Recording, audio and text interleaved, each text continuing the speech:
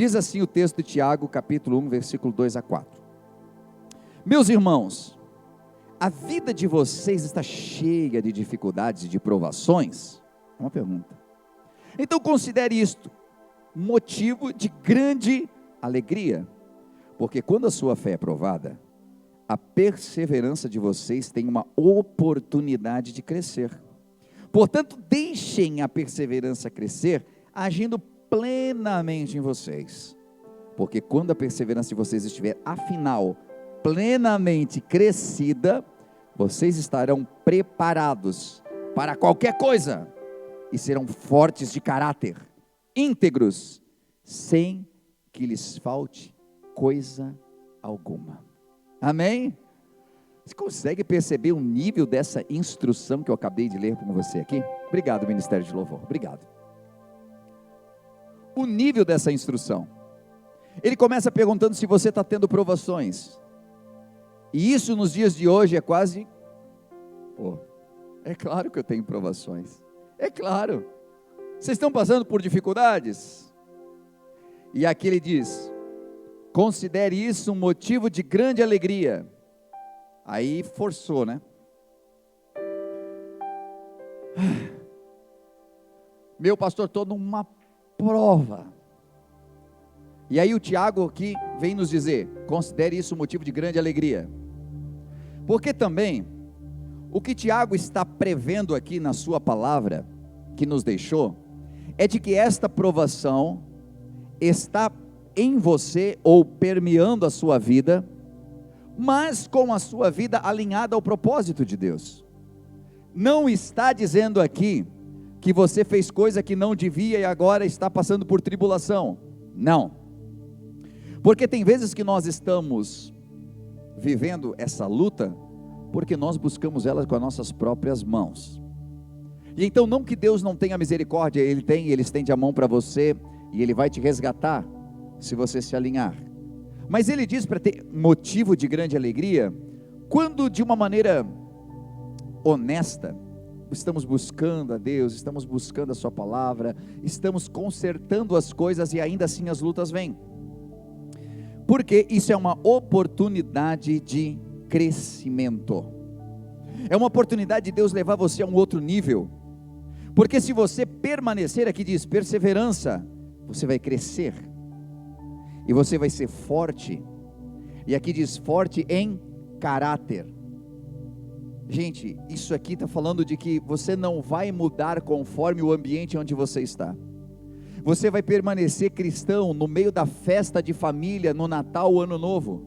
Você vai permanecer cristão mesmo viajando para longe, no meio de pessoas que nem te conhecem. Você vai permanecer cristão mesmo estando com a galera que não serve ao Senhor. Você vai permanecer com seu caráter firmado. E eu fiz alusão a isso apenas como um exemplo, porque o ano está findando. E quando chega dezembro, tem algumas pessoas que tiram férias de Deus. Tira férias de Deus ali pelo dia 15 de dezembro e só volta para Jesus depois do carnaval. Pulou bastante, fez de tudo e mais um pouco, aí volta para o Senhor. Está queimado em nome de Jesus. O dia e a hora ninguém sabe, diz a palavra do Senhor. Nós temos que estar atentos, cuidado, fica firme. E aqui diz, que se você estiver firme no Senhor, e você estiver passando por tribulação, motivo de grande alegria. Se você se desviar, motivo de grande tristeza. Porque daí você não tem respaldo bíblico, você não tem respaldo do Senhor. Mas eu estou falando para pessoas aqui hoje, que estão vivendo um momento de provação. E você tem dito assim: pastor, eu não estou entendendo, sabe por quê? Porque eu estava consertando a minha vida, eu estava consertando aqui as minhas finanças, fiz um propósito lindo com o Senhor, fiz um propósito lá com a obra, fiz um propósito com Deus de fidelidade, fiz um propósito com a minha família, consertei as coisas, mas parece que a coisa está andando para trás, mas parece que as lutas se levantaram, em casa a gente está brigando por pouca coisa, e está uma tribulação e eu não sei o que eu faço. Quanto mais eu pareço que estou me alinhando, aí esse versículo vem. E eu quero trazer um exemplo para você, de um homem, que quanto mais ele tentava alinhar a sua vida, parece que as coisas davam errado para ele. Mesmo que ele tinha um passado meio tortuoso, mas ele veio consertando, mas ainda assim, ele precisou de alguns ajustes. Eu quero usar esse exemplo, né? E fique tranquilo, não vou falar da vida de ninguém aqui, porque quando a gente fala um negócio desse, o cara pensa, você está falando da minha vida? De um passado tortuoso, que agora está... Não, Jacó. Eu quero falar de Jacó aqui para você. A Bíblia vai nos falar em Gênesis capítulo 32 a história de Jacó, e você pode ler na sua casa, porque devido ao nosso tempo nós não conseguimos aqui estender tanto quanto nós gostaríamos, né? Mas a Bíblia diz que teve uma certa noite que Jacó se levantou, e ele pegou e tomou as mulheres, as servas, os seus 11 filhos, para atravessar um lugar chamado Vale de Jaboque. E depois que ele atravessou todo o ribeiro, fez passar tudo o que ele tinha, e ali foi muito gado, muitos servos, porque ele já era riquíssimo.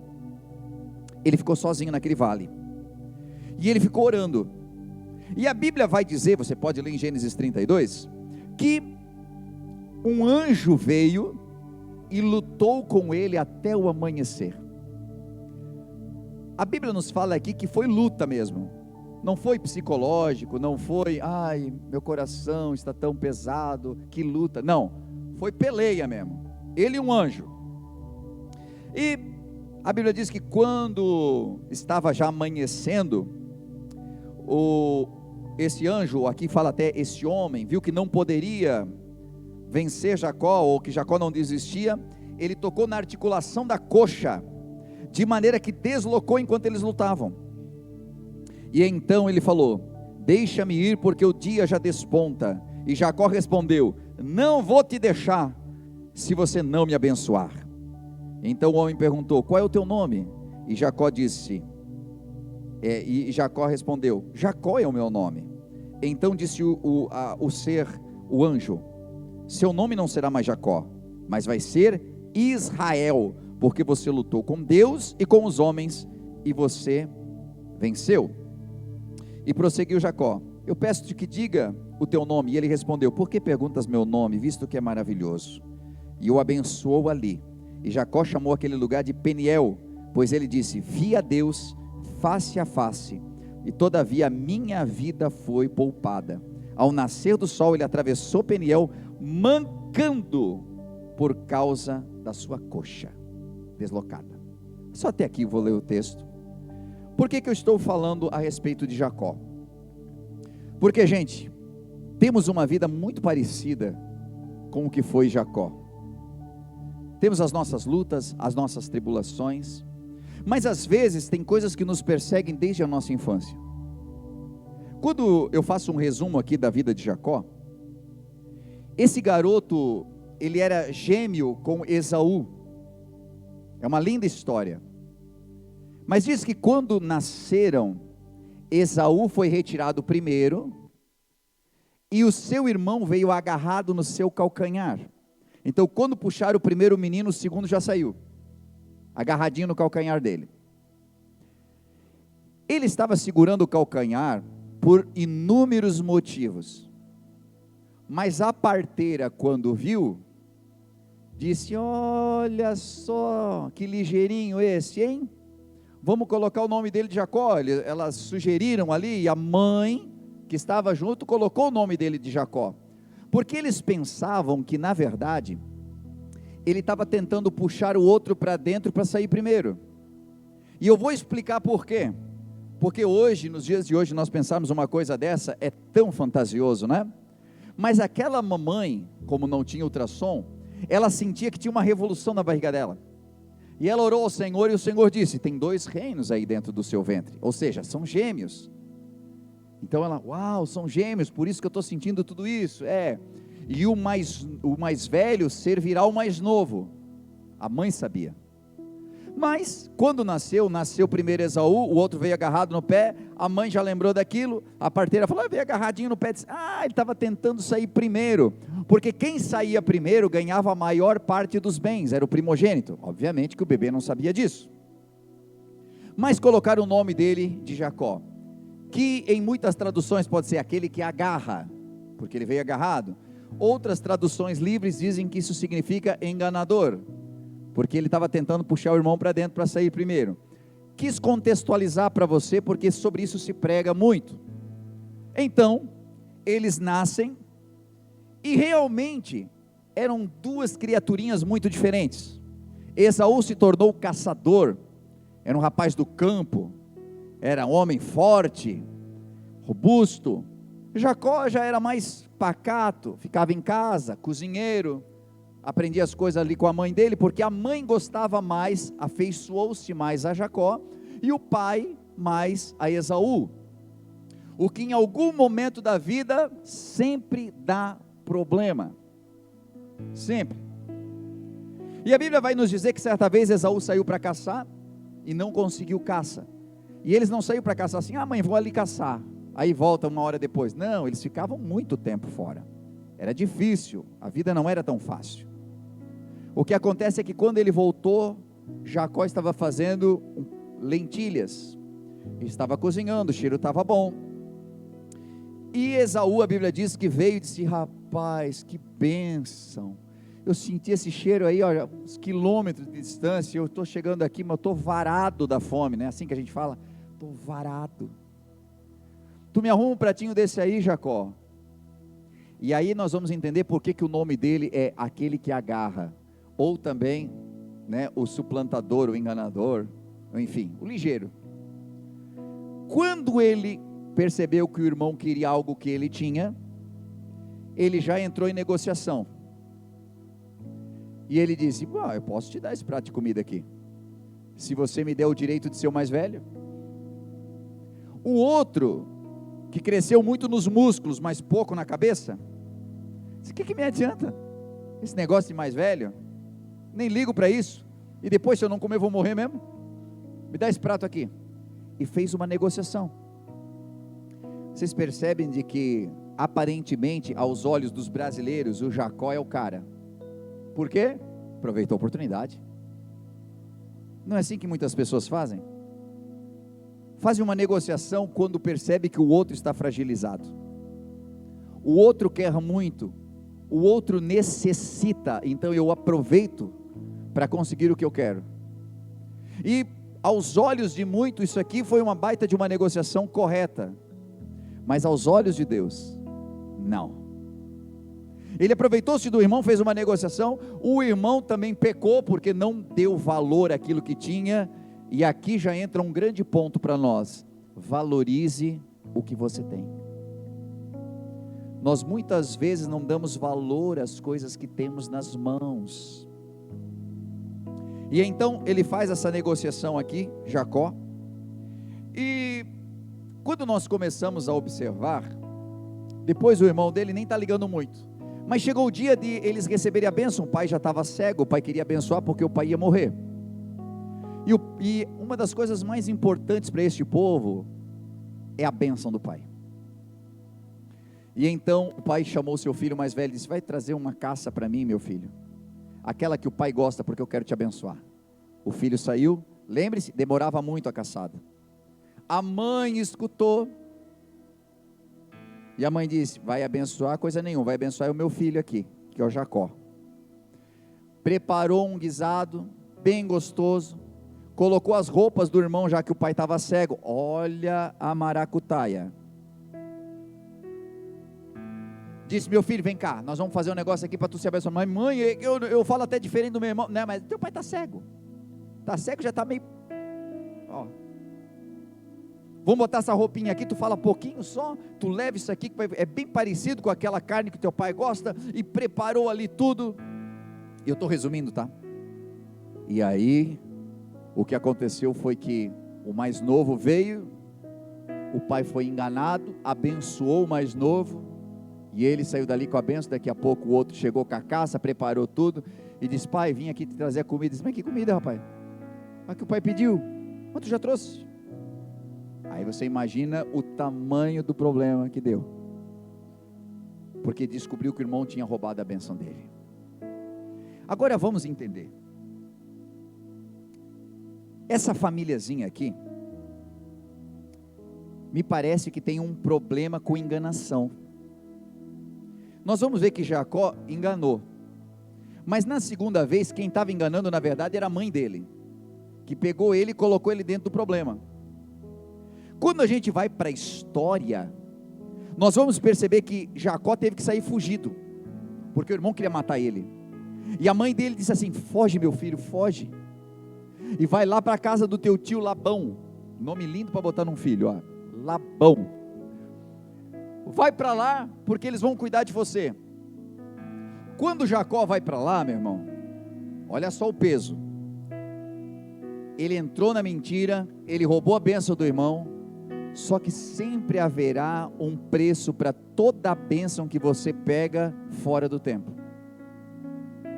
Todas as vezes que você toma algo fora do tempo, existe um preço, e o preço que ele pagou foi de que ele saiu jovem da casa dos seus pais, retornou com muita idade, e nunca mais viu sua mãe e seu pai vivos. Sua mãe, que ele tanto amava, faleceu longe dele, sem nunca, e o preço foi para ela também, porque ela nunca viu nenhum neto. Dos 12 filhos que nós falamos, das 12 tribos de Israel, ela não viu nenhum. O preço é alto, quando nós damos o nosso jeitinho para conquistar as coisas antes do tempo que Deus tem determinado para as nossas conquistas. Esse rapaz chamado Jacó, ele vai para a casa do tio Labão, ele se encanta por uma moça chamada Raquel, e o tio diz para ele: se tu quiser casar com ela, são 7 anos de trabalho para mim, tu paga o dote, está feito. Você conhece a história, quem não conhece, ele trabalhou 7 anos, no dia das núpcias, tomou um pouquinho demais, não tinha luz elétrica, ele foi para a tenda dele, ele acordou com a irmã mais velha, que ele não gostava. A Bíblia diz que Lia tinha os olhos profundos. Alguns pensam que isso é uma maneira bonita de dizer que ela era feia. Não importa, o fato é que o tio enganou ele. Ele acordou de manhã: oi, Raquel, Lia, o que está fazendo aqui, doida? Meu pai disse que era para eu vir aqui, e nós, tu não estava tão bêbado assim. Aí ele foi no tio dele: como tu pode me enganar? Eu fico imaginando a mente dele no momento que ele disse: como tu pode me enganar? Mas ele foi transportado direto para 7 anos atrás, quando ele fez isso com o pai dele, com o irmão dele. Olha que famíliazinha padrão, né? Ele enganava, a mãe dele enganava, o irmão da mãe dele enganava. Isso era um negócio que derramava para a família. O tio dele disse assim: que é costume aqui, é que sempre se casa a mais velha primeiro. Tu não falou isso no contrato. Se tu trabalhar mais 7 anos, a outra é tua. O cabra amava, meu. Trabalhou mais 7 anos pela outra. Passaram-se os dias do casamento, ele não precisou esperar mais 7 anos, ele trabalhou os 7 anos, né? Aí fez o casamento, entregou Raquel. Certo, ele não bebeu nada, vai que tu me bota o teu filho aqui.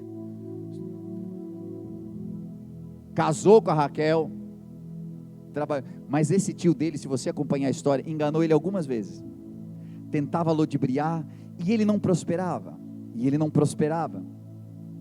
o tio não prosperava nos seus intentos, mas Deus era com ele, Deus era com Jacó, porque Jacó tinha feito um propósito com Deus.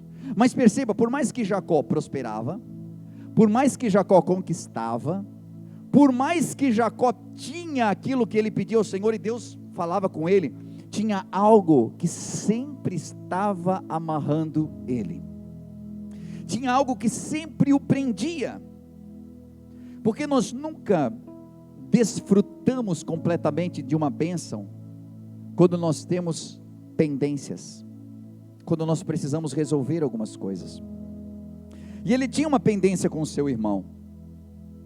Nós olhamos aqui para a história e percebemos que coisas precisavam ser quebradas ali. A família da sua mãe era uma família de enganadores. Rebeca enganava, Labão enganava, Jacó enganava. Se você anda um pouquinho mais para a história, você vai ver que a própria Raquel, que era a mulher que ele amava, também enganava. Quando eles foram embora, ela levou as coisas do pai dela, o pai dela chegou: me roubaram. Ela disse: não, ninguém roubou nada, pai. E estava com ela. Mas eu quero chegar aqui num ponto, para explicar para você algo. Que Jacó passou por tudo isso. Trabalhou, foi enganado também, prosperou, fez propósito com Deus, Deus abençoou a vida dele. E é importante que nós entendamos que quando nós viemos para Cristo, Deus começa a abençoar a nossa vida, começa a mudar a nossa história. Deus começa a cumprir os seus propósitos em nós, sim, mas é necessário consertar coisas que nós deixamos para trás. Porque às vezes a gente diz, não, mas a Bíblia diz, olha, quem está em Cristo, nova criatura é, as coisas velhas se passaram, e eis que tudo se fez novo. Por isso que aquele negócio que eu estou te devendo, foi, Jesus pagou lá na cruz. Não é assim. Sabe, meu irmão, aquele negócio que eu te devia lá, Jesus pagou na cruz, que agora aceitei Jesus, sou nova criatura, aquele CPF já se foi. Não é assim. É por isso que há pessoas que cometeram crimes e aceitam Jesus, mas elas vão para a cadeia do mesmo jeito. Vai lavado e remido no sangue de Jesus para a cadeia, e vai pagar o que deve, e depois seja uma bênção lá, e depois que sair de lá, seja uma bênção fora. Mas é preciso, porque existe lei dos homens, existe lei de Deus, e os nossos pecados são perdoados, mas as coisas que nós fazemos, que afetam o mundo natural, precisam ser consertadas. E eu estou dizendo isso porque vai ano, entra ano, sai ano, e você está sempre amarrado em algumas coisas, porque tem coisas que precisam ser consertadas. Jacó, ele entendia, alguma coisa dizia para ele, eu preciso voltar para a casa do meu pai, eu preciso voltar, não tinha WhatsApp, gente, ele não sabia como estavam as coisas lá, ele tinha que voltar para a casa do pai dele, mas ele sabia que lá, tinha um irmão que ele tinha ferido, lá tinha um irmão que queria matá-lo quando ele saiu, agora ele está voltando, ele tem muito gado, ele tem muitas ovelhas, ele tem muitos filhos, ele tem uma grande família, mas seu coração está angustiado, e a Bíblia diz que ele está voltando e ele passa pelo vale, ele faz todos passarem pelo vale e vão adiante, mas ele volta. Vale geralmente na Bíblia é lugar de guerra, os vales são lugares de guerrear, e naquela noite ele precisava guerrear contra um Jacó que ainda havia dentro dele. Eu não sei o que passava na cabeça dele, eu não sei se talvez ele pensou, agora eu tenho muitas coisas, quem sabe eu negocio com meu irmão, quem sabe eu dou mais um jeitinho no meu irmão, eu não sei, eu sei que ele precisava guerrear contra ele mesmo, e ele ficou no vale, e a Bíblia diz que naquela noite, então o anjo do Senhor veio e lutou com ele. É muito interessante porque em várias referências, não só em Gênesis, vai dizer que ele lutou com Deus e venceu. Aqui é muito certo que seja uma teofania, uma forma de Deus que apresentou-se em forma humana. Alguns dizem que pode ser o próprio Jesus encarnado ali naquele momento, como se fosse uma pré-aparição dele, porque algumas vezes aparece a palavra o anjo do Senhor, e quando aparecia o anjo do Senhor, as pessoas diziam, eu vi a Deus, eu vou morrer, e elas não morriam, mas elas tinham entendimento que quem via Deus morria. Jesus, transformando-se no anjo do Senhor, apareceu e lutou com ele a noite toda. Foi uma guerra que saiu do espiritual e veio para o físico. Mas é interessante que quando termina essa guerra, porque está chegando o amanhecer e Jacó não desiste. Jacó entendeu no meio daquela batalha toda de que aquele ser era um ser diferente. Jacó então, quando o anjo quer ir embora, ele está segurando o anjo, toca na juntura da coxa, desloca, destronca a perna, e ele agarra no anjo, e aí fala aquela frase tão famosa no meio cristão, não te deixarei se não me abençoares. É quando você está no meio de uma luta, é quando você está no meio de uma guerra, e tudo quer que você desista, e as pessoas estão esperando que você desista, e talvez assim como a mulher de Jó, alguém da tua família diz, por que tu não amaldiçoa Deus e morre? Por que você não vai embora? Por que tu não desiste da igreja? Por que tu ainda ora? Porque talvez você tenha ouvido isso, pessoas tentando desanimar você, mas é naquele momento que tu olha quantos anos de luta, quanto tempo que você está nessa batalha, quanto você já sofreu, que você diz, não, eu não vou soltar, enquanto Deus não mudar a minha história, eu não vou parar de lutar, eu não vou parar de acreditar, eu não vou parar de crer, que Deus uma hora vai se levantar do seu trono, e vai mudar a minha história. Eu me recuso a desistir. Ele agarra no anjo, o anjo vê que nem deslocando a coxa dele, vai soltar, diz, o que tu quer que eu te faça? Qual é que é o teu nome, rapaz? Será que não sabia o nome dele? Deus vai perguntar para você coisas que ele já sabe a teu respeito. Deus vai pedir coisas que ele já sabe, e sabe por que nós sabemos que era Jesus aqui? Porque o Jesus, para ter um costume de perguntar coisa óbvia, né? Você vai ver Jesus depois andando na terra dizendo para o cego, o que tu queres que eu te faça? Ah, Senhor, um pastor alemão, para me guiar por aí. Não, eu quero ver, né?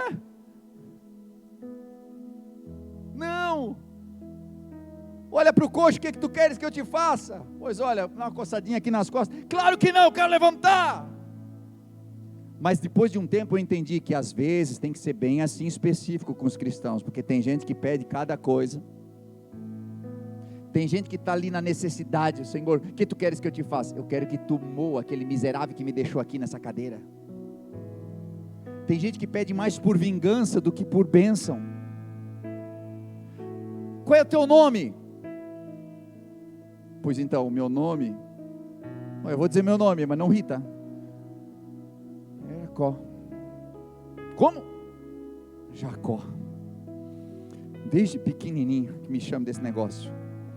Olha que teve uma vez que eu nem queria, mas daí a minha mãe, olha, fez aquele guisado lá e fez eu levar para o meu pai que estava cego. Eu achei que aquilo foi até demais para a nossa família, mas eu fiz. Temos um monte de histórias que nós acumulamos, de coisas que nós nem queríamos fazer, mas acabamos fazendo. Temos um monte de historinhas que a gente até tenta diminuir. Daquela vez eu nem queria, mas daí a gente já estava na situação, e daí acabou que tá, e pá, e né. Meu nome é Jacó. Eles me têm por enganador, aquele que vive agarrando as oportunidades, e às vezes eu agarro até a oportunidade fora do tempo. Esse é o meu nome. E o anjo diz para ele, então a partir de hoje vou te mudar o nome. A partir de hoje você não vai mais ser chamado do jeito que te conheciam, não vão mais chamar você do jeito que te chamavam. E quando eu falo isso, eu sou remetido a momentos da nossa vida, que as pessoas dizem assim, aquele lá, aquele pilantra, aquele lá, aquele sem vergonha, aquela lá, não tem boa fama, aquelazinha. Não falavam assim, muitas vezes falavam até de nós isso. Mas o dia que Jesus chegou na nossa vida, Ele mudou a nossa história, Ele mudou o nosso nome, Ele mudou tudo em nós. Não somos mais chamados por aquilo que éramos, passamos a ser chamados pelo novo nome que Deus nos deu, por uma nova história que Ele está fazendo na nossa vida. E muitas vezes isso acontece aonde? No vale, no meio da guerra, no momento de busca, no momento que você se renega contra a situação que você está vivendo. Porque enquanto você não se revoltar com a situação que você está vivendo, você vai continuar sendo Jacó. Você vai encontrar com o seu irmão do mesmo jeitinho. Jesus muda o nome dele. O anjo do Senhor aqui muda o nome dele. Tu te chamarás Israel. A partir de hoje, não vai ser mais aquele que suplanta, não vai ser mais aquele que agarra. Tu vai ser aquele que governa. Aquele que governa com Deus. Da tua família vão sair governantes. Da tua família vai sair as 12 tribos. Grandes promessas estavam aqui. Eu quero dizer para você, aleluia, em nome de Jesus, eu quero dizer para você, Deus vai mudar tanto a tua história, que da tua família, da tua casa e da tua geração vai começar a se levantar bons homens e boas mulheres. Vai se levantar uma geração tremenda, que vai mudar, vai ser totalmente diferente da história, quem sabe da tua casa e da tua família. Teus filhos serão melhores do que você um dia pôde ser.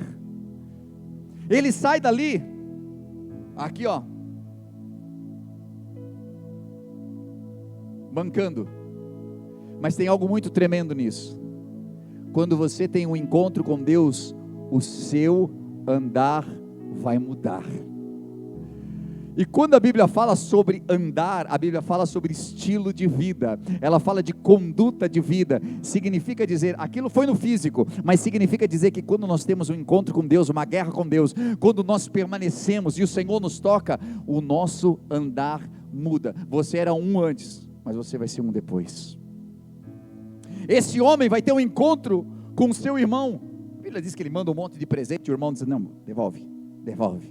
Quando ele vê o irmão ao longe, ele começa a se prostrar, e ele começa a se prostrar diante do irmão, como alguém que diz, eu estou arrependido,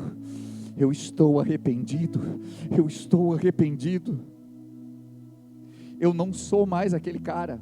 Mas o irmão vinha com 400 homens de guerra contra ele. Sabe como finaliza essa história? Esaú saindo do seu cavalo, o irmão, e vindo ao encontro dele, e ele agora, nem para dar um maiguiri, nem para dar um coxa deslocada, ele só se prostra e espera, ele vai passar a espada em mim. Quando o irmão se aproxima e olha para ele, o irmão não vê mais o Jacó que lhe enganou, o irmão vê o Israel que Deus pegou lá no vale. Ele queria matar Jacó, mas agora quando ele vê Israel, a Bíblia diz que o irmão vem e o abraça e o beija.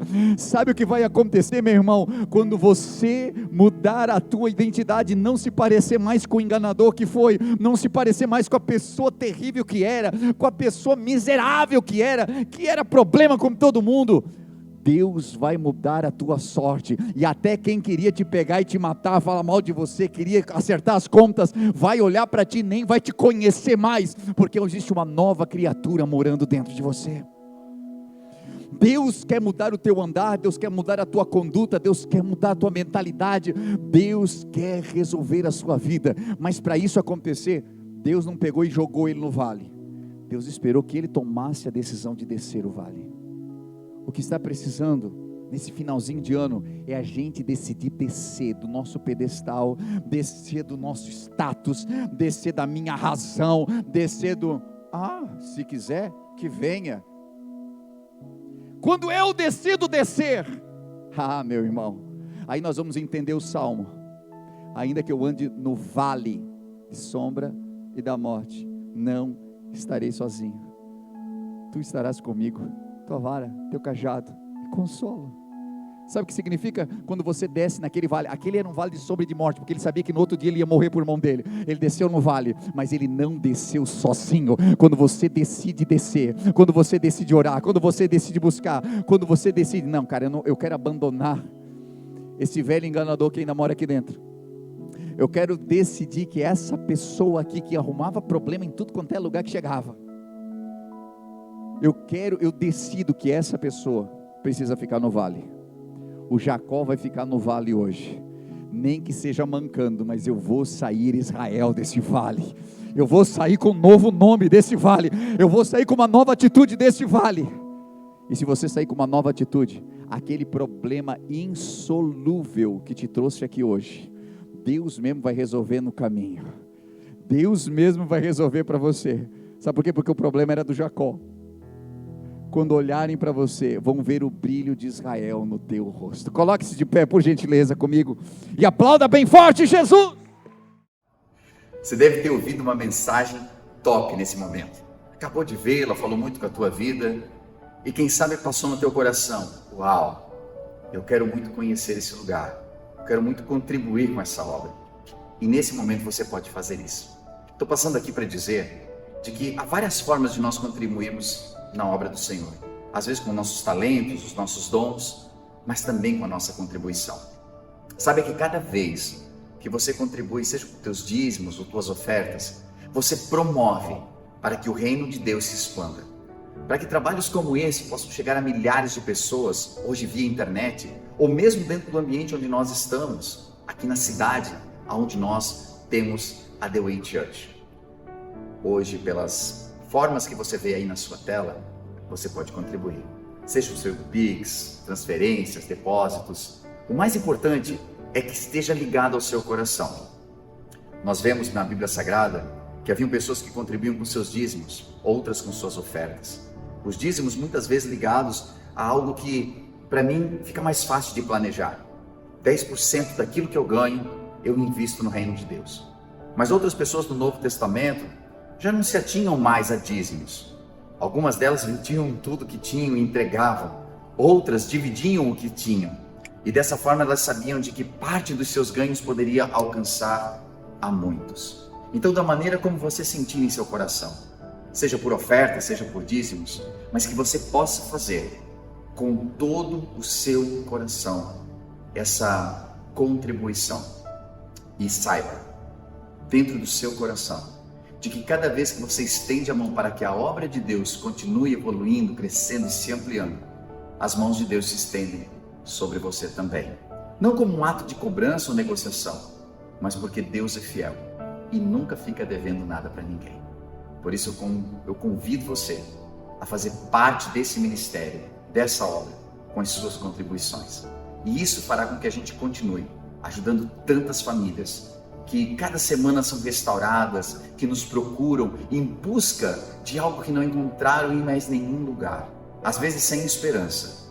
E essa esperança não é levada apenas por nós, mas é levada por você, através do seu amor. Então, convido você a fazer segundo aquilo que o Senhor colocar no seu coração de fazer, e com certeza abençoará a muitos. Que Deus abençoe sua vida, continue nos acompanhando pelos canais, que eu tenho certeza que é só o começo do que Deus ainda fará em sua vida e em sua família.